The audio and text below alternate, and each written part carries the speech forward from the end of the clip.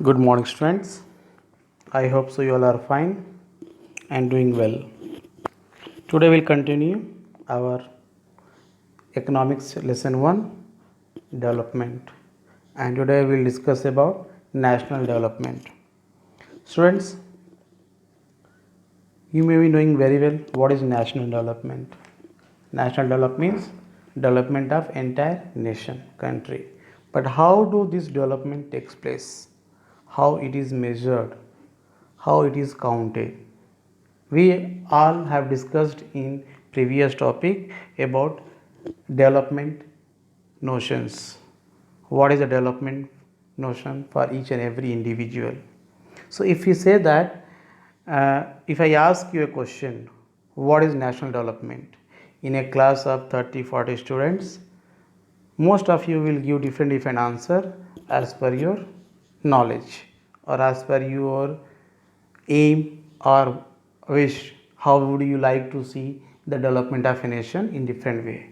So this shows that every person has a different notion and idea towards a development. But when we want to talk about the development of a nation, we cannot take everyone's idea and concept for the development. We have to take the best one, which one should be for the majority of the people. Now here you can see one example is given about a development. Here this example shows that the development of one person is a hindrance for another person. The development goal of one person may not be a goal for other person. It may be a hindrance, problem.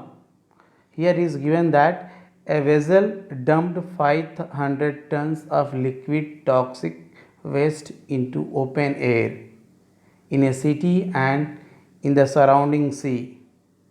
This happened in the city called Abidjan in the Ivory Coast.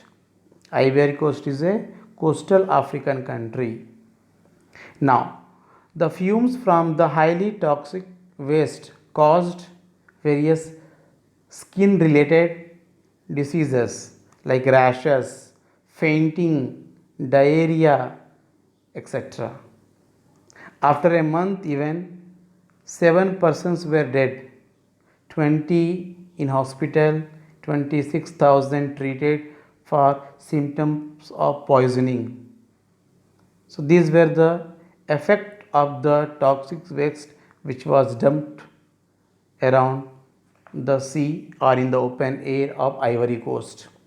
Now, it was a multinational company dealing in a petroleum and metal which has taken the contract from a company of Ivory Coast to dispose the toxic waste from its ship.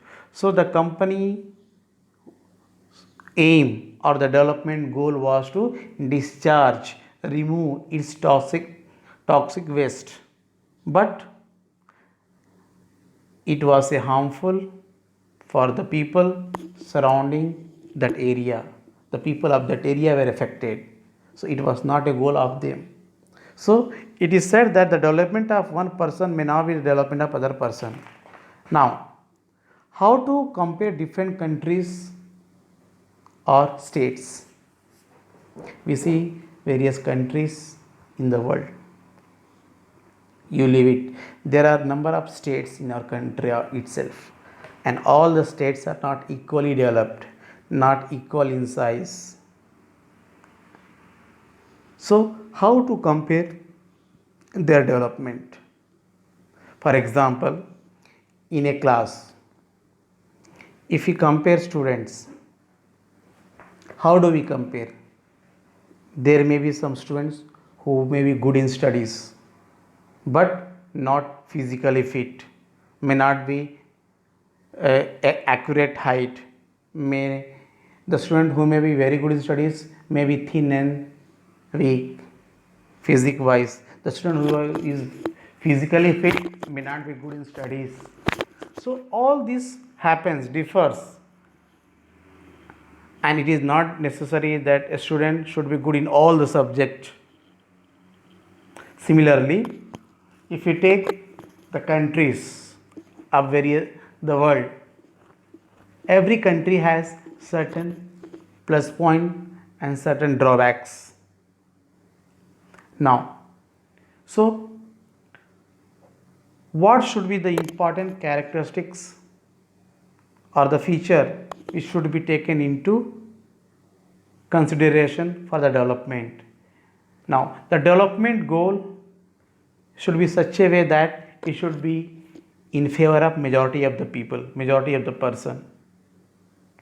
Suppose if we compare income of the countries, then it is also not good way or a proper way of comparing the countries, because in the country there may be people who are earning or who may be billionaire, there may be person who may not find, even who may not earn income to have food 3 times a day. So such a variation, how can we take only income to compare that? For example, the student who get first rank may not get highest in all the subject. So in the same way, a procedure was developed that it should be average income. Average income should be taken into the consideration, like how we take the average percentage and we decide that so and so student is the first and second rank, because the first rank student may not get highest in all subject, second rank student may be getting highest in few subject. So it is average, and based on average they are decided the rank. In the similar way, here also when we are comparing the countries, we take an average. Income of all the people, all the person is the income of the nation. But all the people in the country doesn't earn the equal income. Their income differs. So if we take the average income, then it may be one of the criteria, one of the procedure to measure or differentiate the countries of the world. Now, how average income is calculated? Average income is the total income of the country. Actually, the total income of the country is divided by the total population. The total income of the country is divided by the total population, and the average income is also called the per capita income. So per capita income is one of the way, one of the instrument to calculate the status of the countries. Now, the World Bank World Development Report, which was published in 2006, has divided the countries of the world in various divisions like developed nation, developing nation, and underdeveloped nation. If you see the European countries, almost all the European countries comes under the category of developed countries. But if you see few Asian countries, they are developing countries. But if you see the African countries, few Latin American countries, they are underdeveloped or low income countries. This is based on their income. Now here one example is given when we compare average income. It is also not the exact procedure of differentiating the countries based on the income. Now here in the table you can see country A and country B. They have taken 5 persons income.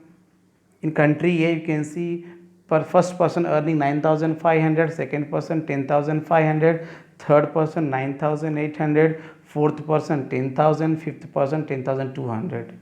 Their average is 10,000. That means here if you see, we don't find much variation in their income. It differs from 200 to 1000 rupees variation in their income.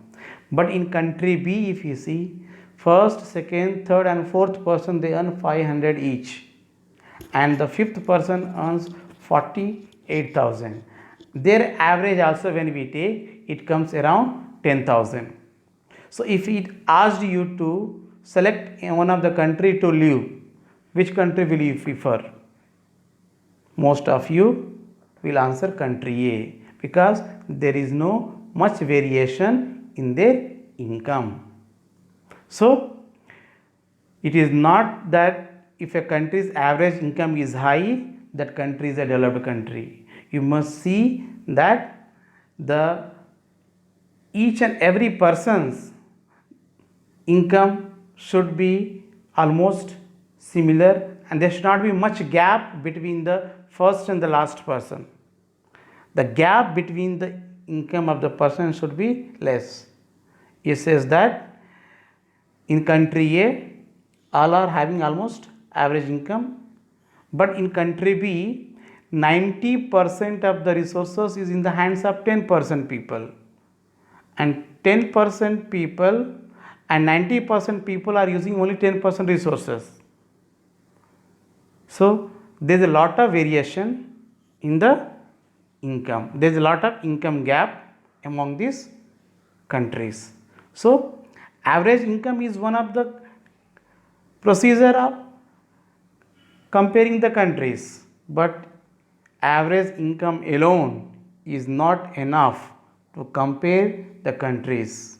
So students, that's all today. We'll continue tomorrow. Thank you.